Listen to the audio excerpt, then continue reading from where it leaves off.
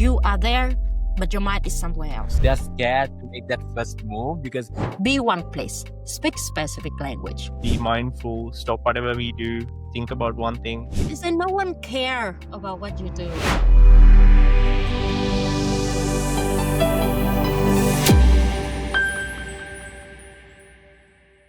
All right. Hello, everyone. So welcome to the Modern Resilience podcast. So today's conversation, actually, I've been looking forward for this for a while now. Like I've been following Mai-Lan on LinkedIn for some time now, and I love the posts that she shares on LinkedIn. She's actually into awareness, like meditation, and she's into brand strategies as well.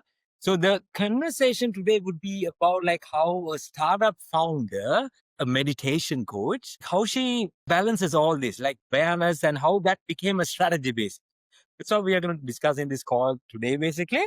So I'd like to give a proper introduction about you. Thank you, Nishan, for having me today. And I'm very excited to share my journey and my story today. And hopefully the stories we're going to share will inspire you. And also not only the upside, but also be honest and be vulnerable about the downside of that. So we all have the real connection today. I am Mai-Lan. Right now, I'm based in Spain, but I was born and raised in a small village in Vietnam. Disha has introduced me as startup founders, as a meditation coach, and as a brand strategist. All right, but I wasn't born to do all of that. My life was supposed to be very different, very stereotype when I was born and raised there. Things change. This can sound a little bit cliche, but things changed when I started meditating 10 years ago. Then the change of the perspective, it made a change in my life. The moment I started meditating slowly, I have different perspective in my own life, what I want to do, what I can do, and what I can really take risk on to really live the life that I want to. So I quit the stable life back there in Vietnam, travel the world by hitchhiking and staying in houses of local people. After several years of traveling and those years I call it the years that I do the things that only good for me, because from one side, people would think that that's a selfish decisions to just traveling and didn't think of developing a career, that kind of stuff. I actually built different kind of skill sets. The most beautiful thing that I'm very proud of is to build the skill of resilience and being flexible to the situation. After several years of traveling, then I settled down here in Spain. I built my career again from scratch, and it was where my love for startup and my passion for building new business comes from. I was very fortunate to work with very elite startup founders, companies that were acquired by Google, by Apple, by Verizon, and I have learned a lot along the time working with them. Several years intensive in startup world. Then the moment that we have a child, I have my own child 2 years ago, is another big change in perspective came. It was the moment that I decided that perhaps the startup side of me, the hustle side, will be stopping now. And I want to turn my passion of meditation and mindfulness into business. So I was intersection of having my own passion that combined with my business skills and bring it into a business. And my strategy back then was building my personal brand on LinkedIn. And my target audience was professionals, business owners, tech founders, because I was there, because I have fresh experience of how it works, that world. And I want to raise the awareness around meditation, mindfulness, and how it helps us in not only living our life in calm and peaceful way, but how to be more effective, how to have the ultimate productivity from that perspective of meditation. And yes, another twist here is that during the time I built my personal brand on LinkedIn, I received lots of requests from my own colleagues when they see me building my brand from scratch and start getting metrics and tractions from my brands. They ask me, how did you do that? I want to do the same because I'm also a coach, I want to do the same. How did you do that? So that was the moment that I recognized, all right, perhaps the business side of me doesn't stop just there. It's a much bigger scale if I can really help the people who helps others. So I was thinking perhaps another time is my unique positioning where I can speak the language of people in the well-being industry and understand the system the structure side of doing it.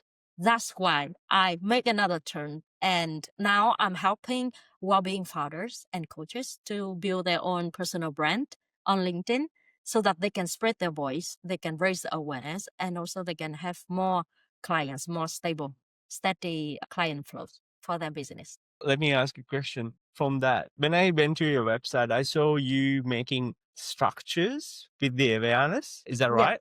Of Yeah. personal brands. It really caught me attention because I'm also creating contents for the personal brands. I just wanted to get to know a bit more about it, go a bit deeper.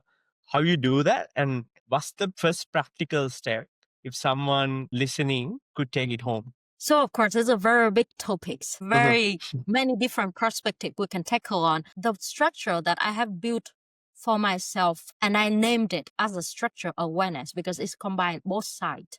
So the business Mhm. side of me follows a lot of structure, the system, the data-driven side of me, focus on that. But I also understand the importance of our authenticity. That's what Mhm. makes our brand different. That's what differs our business from others. People don't make the decision to purchase because we are the best.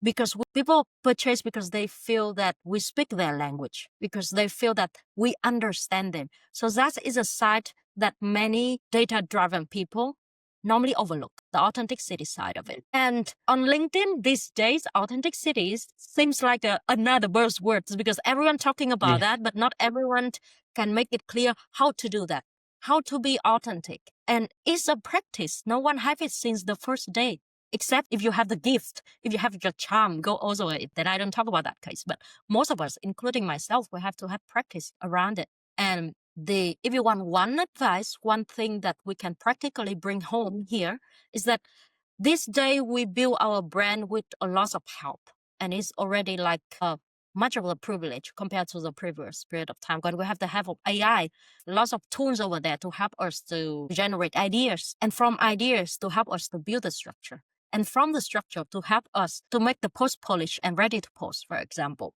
But what is a side here that can make it us, can make it our own content? Everyone uses the same tools, right? So how we can make it different? So my advice here is very first thing you have to do is to find your tone. Before you work with any AI tool, to define what is your tone. And for myself, when I work with my clients, I have a mapping document to help.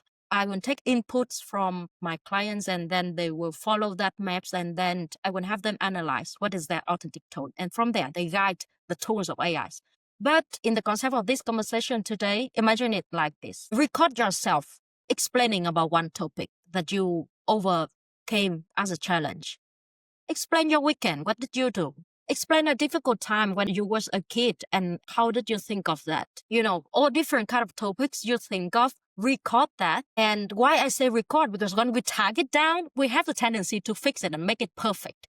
But when we record, then we also save the accents of the way we use the words, the way we make the sentences, all that kind of thing, that we keep it and we use some tool to help us to analyze and to have it as a format. What is our authentic tone? For example, you will be very surprised when you see that many times when, for instance, ChatGPT gives you a post and you think, this is quite okay, this is quite nice. For example, they give you kind of punchy sentences, that kind of things that is very trendy nowadays. And you think, this is quite okay, I can take it, this is my post. But when you have that test, when you have that mapping tools, you recognize that, okay, maybe you like that, but it's not your tone. And I might be asking the same kind of questions, but just wondering, because I know, like you said, we're using AI at the moment. World is very fast at the moment, and everyone creating a lot of content in one single day. Anyone can be a founder, anyone can be a social media influencer today using AI. They can get all the ideas. You don't need to study a single subject for 4 or 5 years to get to that point. I would say it's like a market, right? So if you go there are heaps of same kind of tone. How do you keep that balance with the authenticity and also using AI? So how are you going to balance the thing? Again, this is a practice because no one can get it right the first day. And because it's a practice, it's going to take time. That's why start today, because you know that it's going to take time so you can achieve earlier the result you want. Now, everyone uses tools, like you say. Everyone more or less have the ideas of what the industry is about without the real knowledge about the industry. But not everyone use those kind of tools, and with that mindset can build a personal brand. So different perspective on this. The thing that people talk a lot about the consistency, yes, I agree. Imagine it like this. You have your own insights in the industry. You are the best of the industry, but you don't have the consistency. Then probably your voice will not be spread in the as big size of audience as someone who have less insight but have more consistency into their process. Consistency here, I don't say every day a post. No, consistent here, I say you have the willpower enough to maintain the will, keep running. Let's say 1 week you maybe have only 2 posts, but the other weeks you maybe have 4 or 5 posts. It's totally fine, but at least keep the will running. Don't let audience forget you if only 1 post a month or 1 posting in 2 or 3 months. Then that is the first thing I talk about, consistency in the right understanding of it. And second, everyone has the AI tool. So people are smart. People are smart, especially the one who consume a lot of content. And nowadays, every one of us is consuming a lot of content, to be honest. People knows who really have the depth when they speak about something, and some others who just really, they kind of new thought leaders that actually just AI, ChatGPT level of thought leader. People know that because we consume enough data so that our brain have enough information to analyze and knows that this is interesting because they have the depth when they talk about something. Or this person that posts maybe 7 times per week, but you don't actually feel the depth inside it. Now, back to your question in specific. What is the balance? There is no specific border between using AI and having your own input. You know why? Because the target of us is not to use AI in this step and us in the other step. For me, when I use a system, I want to take it as a part of me, so that the whole system runs seamlessly and smoothly. For instance, I don't say that AI will have me generate idea and that I can write the post by myself. Or I don't say that AI will write a post so that I will only polish the last sentences. No, I don't say that. Sometimes I have already ideas that I don't need them to generate ideas for me. I want them to generate the structure. But some days ideas are not there. Then I can ask them to generate ideas for me. So it's more like a system that we want to make it in coherence when they function, instead of having very specific and border between using AI or not. I want to take AI as a part of us so that we apply AI in our life, not to let AI make the use of us. I hope it is help. With AI, it just has to be part of us, right? Like you said, it just has to be another mind for you. Just add your own authenticity. That's the biggest thing. So I'm just going to bring you back to your meditation days, Mai-Lan. So how did you make that first step? Like you realizing that awareness needs to be the first thing that needs to come before strategy. What was like the turning point? So this is something that it comes from my own experience and my own perspective. Because when we stay for a while in the business, me, for example, I'm very much data driven because I work with business tools and people every day, especially back then in startup. Then we have many productivity tools, for example. We have many systems to help us to scale this, to optimize this and that and this and that. Like we have millions of tools everywhere from many things. But eventually I came to this awareness by myself and also by observing the other examples around my life, is that nothing can make the change sustainably if it doesn't come from our own awareness. Imagine the same for your fitness service, Dishan. If people don't come with the awareness, insight that they want to change themselves because of the inside, inner self, if they just force it and make the effort to come over it, let's say they can try with so much fire in the first month, so much fire in the first week, and then many of them drop. It's not because of you. It's mostly because the change they want to make, many of that come from the surface. The willpower wouldn't keep them run for a very short term. If they want to run from very long term, make the real difference, then the change must come from inside, from the awareness side of it. And that's why I always come back to meditation, because that's I saw it in my own life. That was the reason I changed my perspective and changed my life. If I just want to make something different in my life, come from the motivation, but some days it's there, some days it's nowhere to find, right? So if we only base on that, then there is no sustainable change we're going to make in our life. How much would you say you should meditate for a day? Like I roughly do like 20 minutes and I'm like, otherwise I fall asleep in the morning sometimes because I wake up. Like here's how I would operate, man. Like basically when I wake up in the morning, the first hour or so, like within that first hour, there is no phone, nothing. I just wake up, just have some silence and for the day, like no disturbance, nothing. Meditate, read my 30 minutes, 45 minutes of reading. Then I would begin my days. That's how I would structure that. How much do you like get in your meditation? That's already idea. I don't see myself can do that every day. I blame that we have a family now. What you do is already idea. Now, in the way I coach meditation to people, there are two ways of practice we're doing good meditation: formal practice and informal practice. Formal practice is the thing we're talking about, sitting 20, 30 minutes still 2 times per day. And that's this idea. That is the time you can go deep. And many times the deep stress, deep trauma can be healed only in that kind of deep meditation experience. Our sleep, yes, really stress, physical stress and some emotional stress. It's not enough, especially in the fast-paced life we're living nowadays with lots of inputs, like constantly inputs. Yes, formal practice important. But again, meditations only work if you do it regularly, consistency. That's why the informal practice is very important when I guide people in their practice. Let's say when you are new and someone tell you to sit 2 times per day, each time 20 minutes, it's kind of impossible to do it. So it would be great for them to start with informal practice, some breath work and some kind of affirmation, kind of talking, for example, or some mindful activities, for example, mindful eating, mindful walking. So in short, informal practice, but can go along throughout the day so that they can repeatedly have that meditative moment during their day. Not wait until, okay, many people would say, I don't have the time for all the week, so I sit 1 hour straight in the weekend. Is it okay? No, it doesn't work like that. It's much better. You have micro moment of mindfulness, of breath work during the day. Let's say 1 minute, 2 minutes, repeatedly. 5 minutes sometimes, repeatedly. It's much better than you wait 1 time per week to sit straight 1 hour.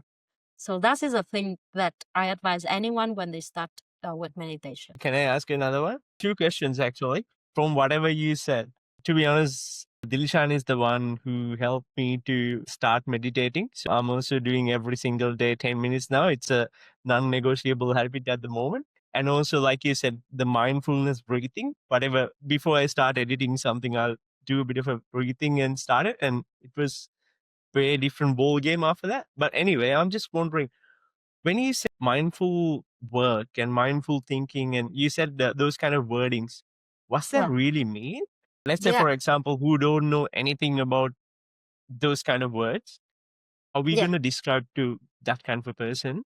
And also my second question, how do we find ourselves? How do we raise our awareness through meditation? Two wonderful questions.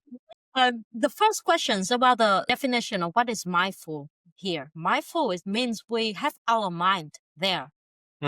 For example, mindful eating means if we eat, we eat. We don't try to check the phone. Even don't try to talk a lot, for example. Don't try to watch the TV. Don't try to read a book. That kind of things. So many people, those kind of things come together, you know. They cannot eat, just eat. Because we are way used doing multiple things at times. Then mindful eating means when you eat, you eat. Then mindful walking means when you walk, you walk. You don't walk and listen to a podcast. I'm sorry, we're doing a podcast right now, but you don't walk and listen to a podcast. Actually, I do that. So I'm not mindful walking. Even myself, I do all the time. I always try to save my time. Then I thought, oh, well, I'm walking. Anyway, I'm burning calories. Let's hear something. Yeah. So is it wrong? Like the thing is, now you say when you're walking, you just walk. Now when I do that, like I'm wasting time. Yeah. That's my mind. So when I'm walking, I'm that's like, in my mind too. I was like, I want to either learn something or either I'm thinking about something to improve on my business or something to develop myself. But Yeah. mindfulness, just doing that one thing is very impossible. Sometimes. Yeah, it is. I mean, like, I'm so glad you bring it out because this is one of the mindset that I want to raise awareness about. So we think of mindfulness that way. We think of being mindful of something is counterproductive because we want to optimize our time, right? The thing is that the moment we are mindful with the actions, that's the moment we work in our brain the best. In many research, scientific research, they analyze, they have some kind of interface so they can analyze the brain activities during the time you do mindfulness or you do meditation, a different kind of meditative exercises. And they see that our brain, the functionality of different parts of the brain trigger differently when we do different things. And when we meditate, when we practice mindfulness, it seems like counterproductive that we don't do anything. People think that it's wasting time, but that is the time many of the connection in your brain actually working and rewire, and it connect with much more coherence and much more effective compared to the time you think that you do multitasking. So another simple analogy we think of is that this is a story I tell a lot to my students, to my clients. Imagine your work is to cutting wood, chopping wood with an axe. So multitasking and try to optimize your time is like you just work so hard with your axe from the morning to the evening, sweating a lot, tired, and meditating, having time to settle down, to be silent. It's like you spend some time to sharpen your axe before you before you chopping the wood. So imagine what is better: sharpen your axe so that you can chopping the wood faster, more effective, or you just want to work so hard from the morning to the evening with an axe that doesn't work. What do you yeah, think? that's powerful. That's powerful. Now That's something to think about, I reckon. yeah. Because I work in this business where and I don't understand that millions of tools help us to optimize time. But we Yeah. don't optimize our brain activities by just being busy all the time. We optimize our brain activities by giving it time to rewire, to be silent. This means that your creativity will erase from there. The best ideas comes from shower. Why? Because we have some rest, some calm moment, then try to reproduce that situation. Wow. In short, why do people talk about raise awareness and why do we want to raise awareness? Why it matters? First, I want to answer that question: why it matters. Why we want to raise awareness? Because sometimes it sounds not practical to talk about awareness and consciousness because they think that it's nothing related to our productivity, the way we live life, enjoy life, for example. So to answer this question, think about the way you do many activities during your days. There is a term called autopilot. Autopilot means many times you just do without the awareness of doing it. Imagine sometimes when you drive a car and your mind is so busy thinking of something that you don't even know how you arrive at the destination. You don't even care. You sit on the car, you drive, but your mind is completely somewhere else. Then that is an autopilot mode of our brain. Then that is a way we use our brain in many things, actually, many things. When we react on something without thinking of it, for example, when we are very stressed and someone sends us an email with some kind of language that ambiguous, and we think like, what does she want? It's triggered you, right? And then you feel like you want to send out another email with angry words and that kind of things, that kind of reactions. It's also autopilot. So autopilot basically means you live your life without the awareness of living it. Then what is the point if we have the life experience without being aware of the experience? We work so hard to earn money, to have a good materials. Then what is the point if you don't even have the awareness to enjoy that life? Because most of our experience is autopilot. It's our reaction instead of consciously taking action. So to raise awareness, it means we're taking back real living experience of life. For instance, looking at the children, how do they play? That is a real living experience. They really have the awareness when they do something. When they play, they play. When they play, they don't think about, okay, how is my future? When they play, they don't think about, oh, how is my school next month, next year? When they play, they play. When they enjoy, they enjoy. That is the simple way we can observe life with awareness. It doesn't mean that we have to be childish, okay? That being a child, having the innocence of a child and being joyful as a child, it doesn't mean that we are selfish and childish. It's a different kind of thing. But yeah, that is the thing we talk about raising awareness. Raising awareness means we are more aware of our life experience. And the good things here is that when we are aware of our life experience, we recognize that many problems, many challenges, many difficulties is actually the product of anxieties. And anxiety itself is just a product of we not living in the moment, of we not being aware of the moment. If we are present, we are totally aware of the present, then we recognize that right now I live my life well. I don't have nothing to worry about right at this moment. My body functioning well. My family is around me. I have a roof here to cover me. My life at the present moment is great.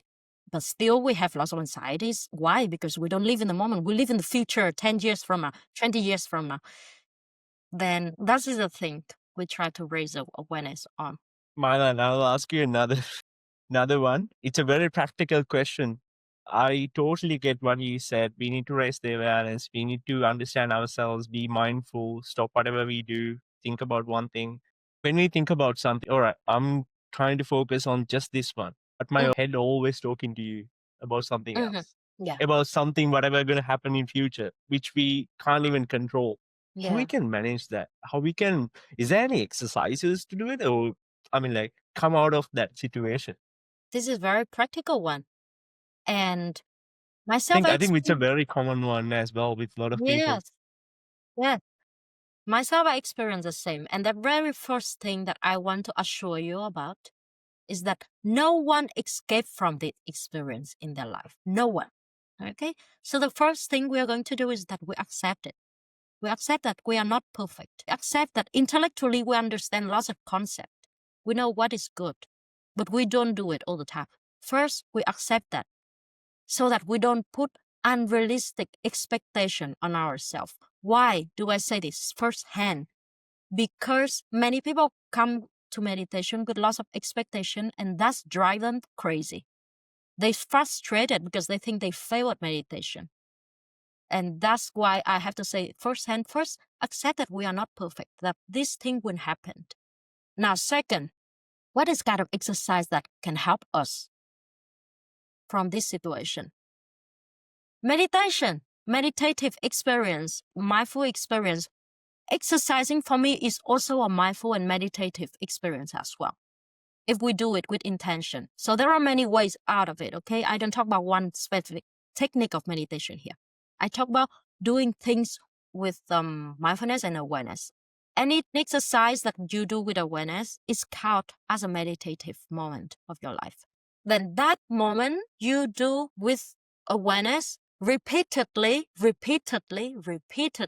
That's very important. That will build your experience as a second nature, that you be where you are at that moment instead of you are there, but your mind is somewhere else. So there is no one specific thing that I tell you. For example, let's say if you want to quit smoking, that I tell you, yeah, stop smoking, take this.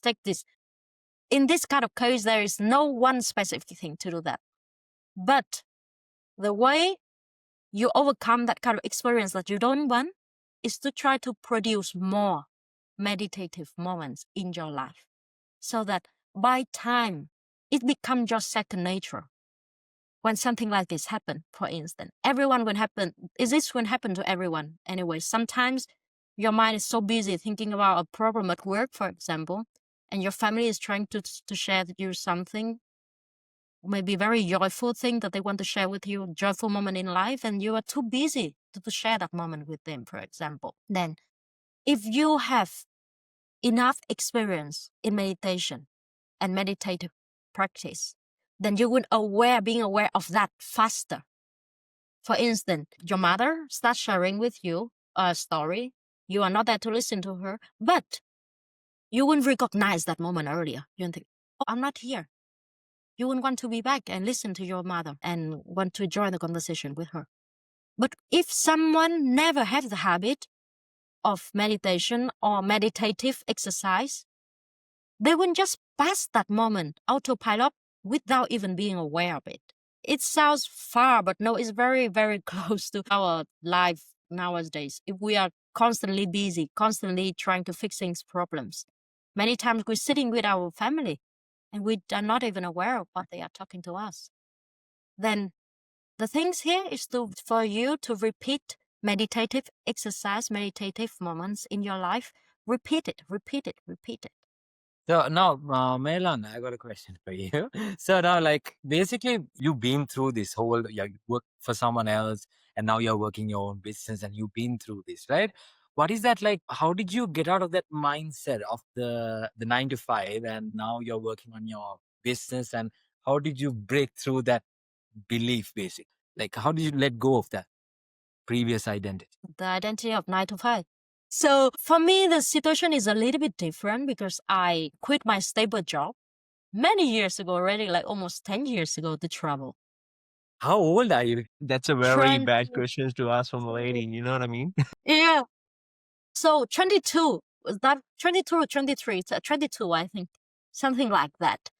Then back then, I already graduated from university, start working stably for like 2 years, something like that. So it was 10 years ago. Now I'm 32. Because it takes a while to get through that belief from your mind. Be like, no, I'm done with this. I just want to start my own thing now. So how did you break that belief in your mind? Yeah. Because we all do have our full-time jobs as well. I'm still like Yeah. 26, so he's like in his Yeah. 30s as well. His 30s, Yeah. right? 30. Fuck. Yeah, so like you're still in that starting phase, and I want to know like how you broke through that at that earlier time of your life, basically. How did you do that? Yeah. Or at that early time of life, it's much easier to make that decision because you don't have someone to depend on you. Now I have a kid depends on me, for example. Then it's totally different story.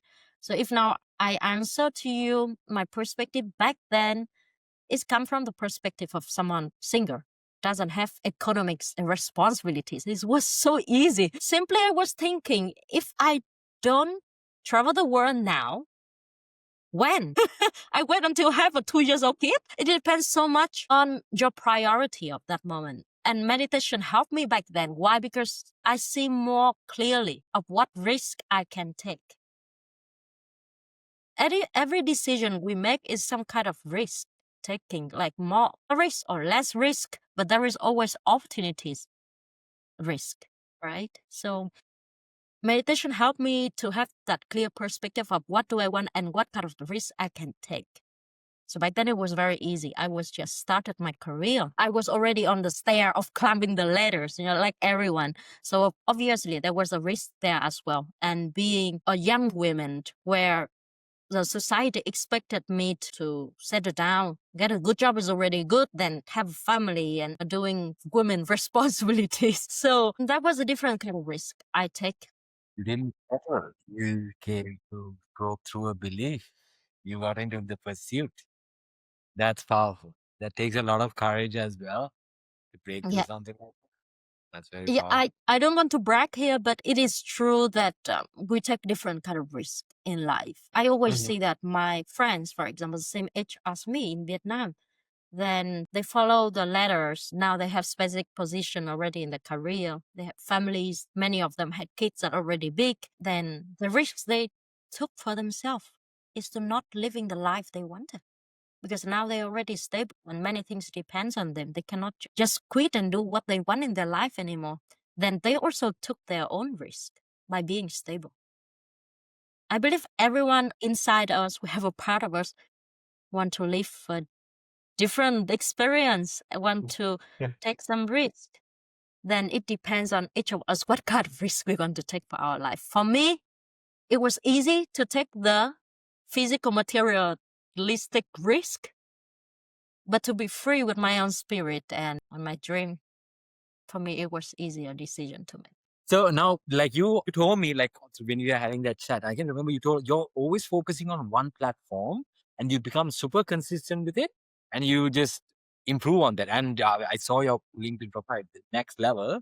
Like I have like 7 platforms and I'm posting on that like every day. But like it's growing together. But when you're focusing on one thing, it does truly expand for a while. I started my LinkedIn like 4 months ago, maybe. I posted daily, consistently, but the same effect is not there just like how you're doing it. So what's the difference there? For someone who would just start that posting journey and just being a creator instead of a consumer, what would your approach be? So to answer this question, I want to back to my first days in startups. Before the experience of working with startup, I was working in a big organization with many people, many departments. So the mindset when I work in startup had to change, like totally change. And I learned one thing very important. When we work with a small team, especially if we are coaches, we actually solo entrepreneur. It's our own self as a team. What is the most important thing? We have to have the laser focus. Otherwise, it will not cut anything. We have to laser focus. So now in specific, what is the difference here? Each platform, if you want to, kind of the term is crack the code. You have to be there, not only mindset of doing the steps, not only like, okay, you have the checkbox of 10 things you have to do and check. No, that will not bring the results that you want. You have to be there with intention. And this is not only the cliche here when I say intention. Intentions here means you have to be there closely to observe the data, to see what works, what doesn't, to see what you can improve, to see what you can expand, what you can double down, what you have to remove. All that kind of little details, it will not come if you are everywhere. So that is a very simple way of explaining it. Because if we think of doing personal brand as checking off the to-do list, I don't think we will go very far. I see that if we want to be everywhere, we have to have the team to help us. I'll agree with your statement. And also, there's a disagreement as well. Happy to get any feedback or anything. But I would say, because, different platforms got different tones. Like you said, we need to crack the code. Yeah, obviously. I agree with you. But in order to raise the awareness and in order to get the traction, because in different platforms, you can see different audiences. For example, if you take LinkedIn, all right, it's good that's the best platform for the personal branding. And you got a lot of corporate people and business owners, founders. That's the place to be. If you take Instagram, all right, that's where the Gen Zs are. Gen Zs, Gen Xs, everyone's are. And if you go to TikTok, it's a whole different algorithm, all different thing. You can earn a lot of money and also you can go viral and also the audience is different. I would say it depends on what the content pillar you put it on and also what's the tone is about, but you need to have different kind of tones. But I disagree saying we need to be on a one platform. Okay, so let me ask you a question here. How do you measure your growth when you are everywhere? How is the growth you have in one period of time? You imagine, let's say you have 1,000 people here, 2,000 people there, and then every month, what is the expectation here in growth? What is the rate of engagement you want to get? What is the growth in audience you want to get? Then imagine another scenario when you focus in one platform. That is where you will have exponential growth.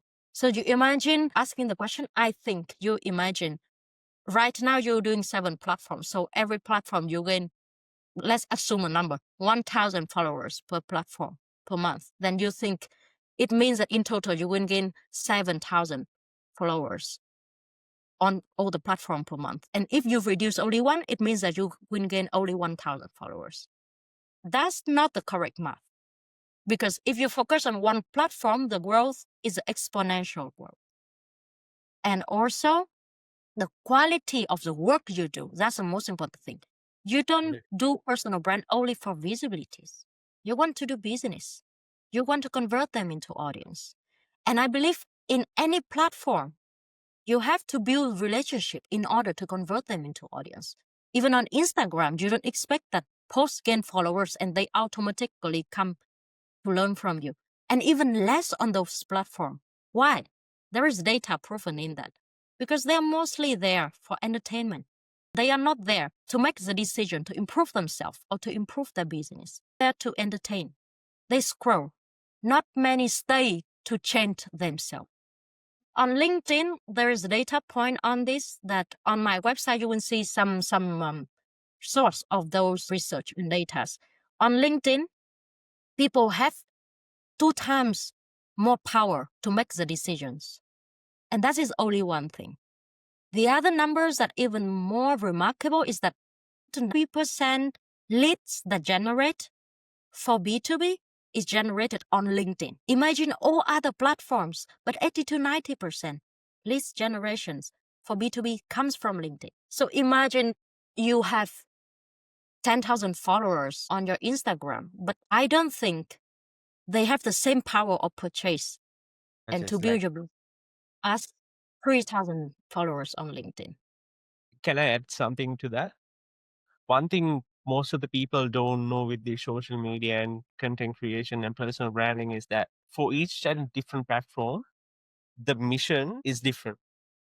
Yeah. Right? If someone asked me to put all right, these platforms in 3 baskets, I would say virality, TikTok, Instagram, that's the best one. Okay, get millions of views, that's it. Virality, monetization, go to YouTube, you can monetize your content. And the third one will be support your business, like you said, LinkedIn.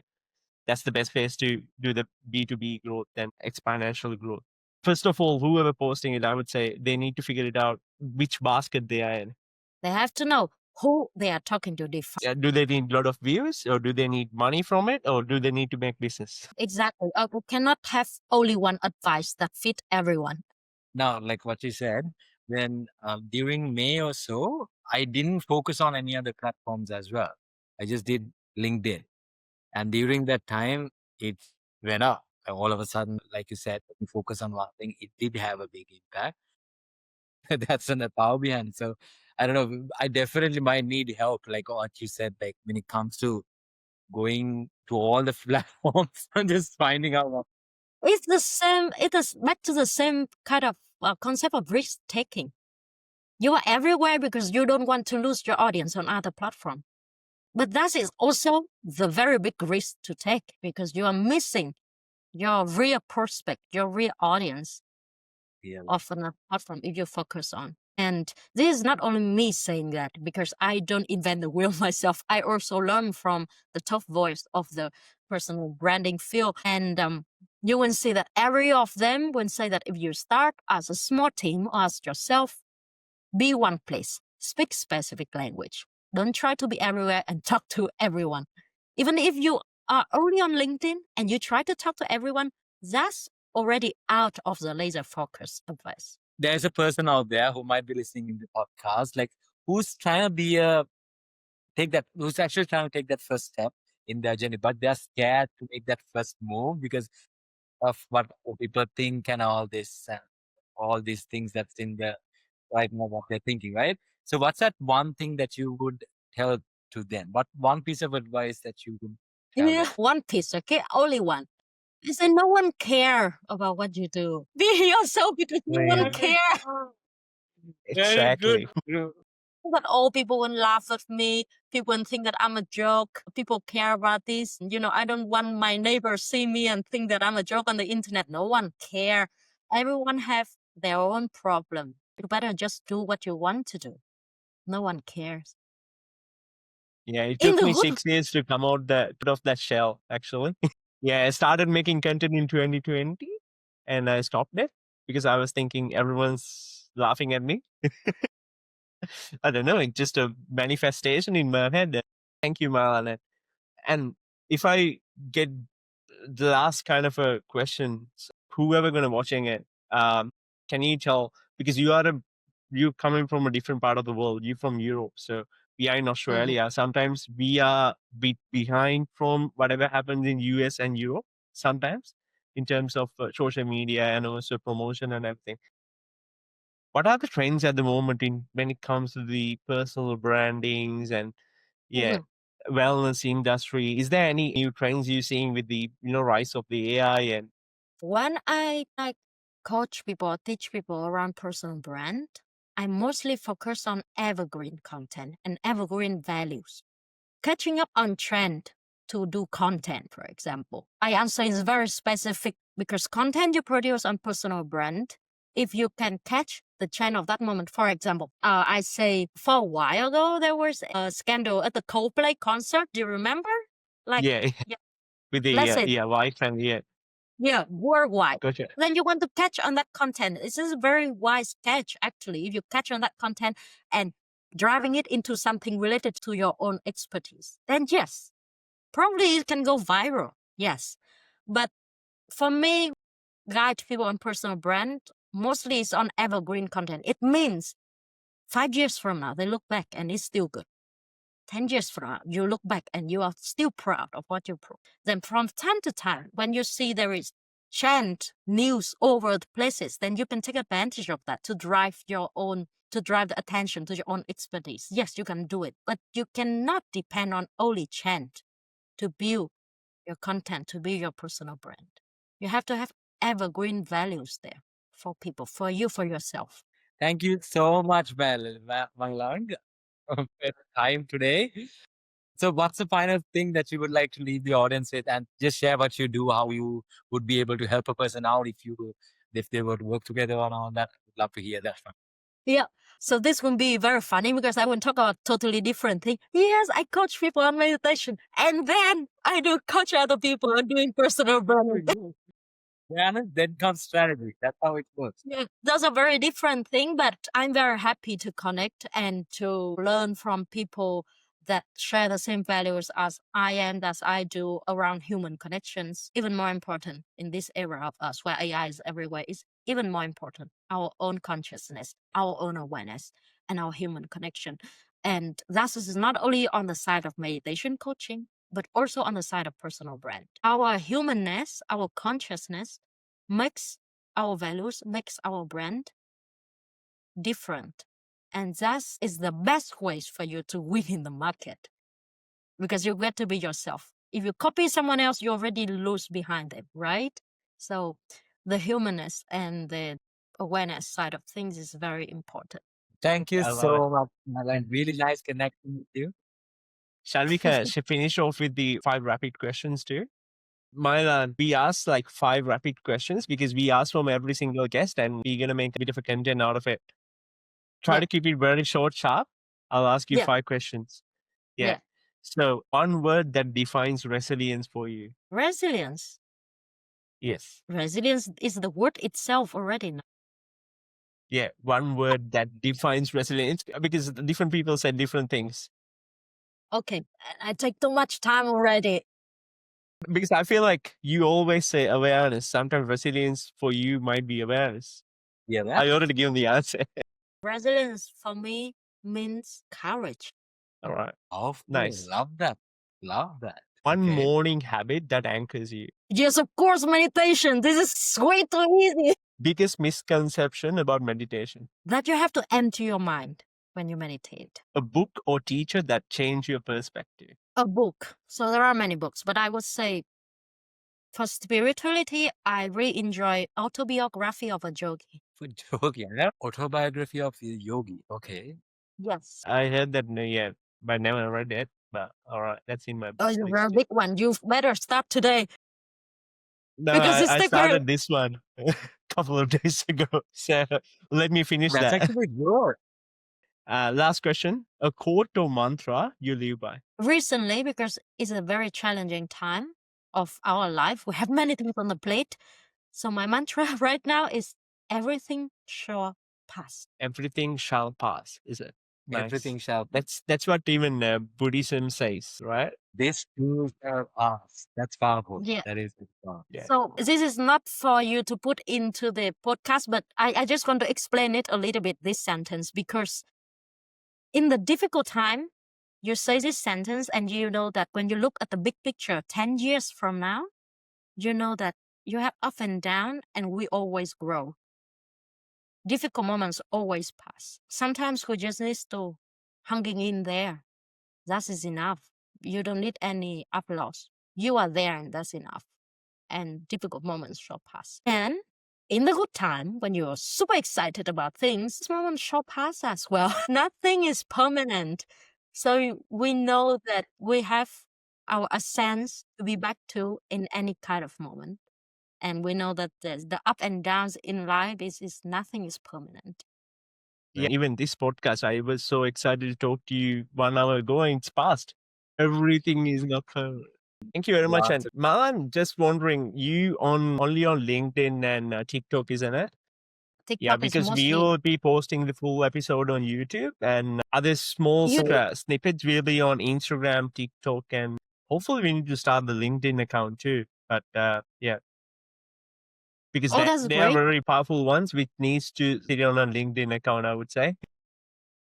Yeah, definitely. Dilishan will share our Instagram page. Have a look because we integrating AI for imaging these kind of stories, which is something cool. Yeah, so you get from my story, I think we can definitely capture some nice moments. Wow, that's amazing. No, I don't use Instagram because it's Instagram like a lot of work. You imagine YouTube, you just need to focus on producing good content, which is already lots of work. Instagram, you have to make visually catching, beautiful. And then you have to do the engagement work of LinkedIn. It's like double work of double platforms. So All right. you give me a ring when you have done on YouTube as well. I also want to on YouTube myself. This is very good platform as well. Like some of the best one, but along with LinkedIn. I really enjoy doing personal brand on LinkedIn, but I really consider to do it on YouTube as well. It's a full-time job. It is one Yeah, YouTube is platform. that's the biggest. Yeah, Yeah. and pretty hard to grow as well at the moment. Thank you, Mai-Lan. Thank you very much, and hope you enjoyed the time. And I'm very happy because I learned something today. I learned that the biggest learning for me is that be mindful even when you're walking. That's the biggest one. I made the mistake all the time. Well, So don't be so hard on yourself. First thing is always accept that it happens. And after that, then yes.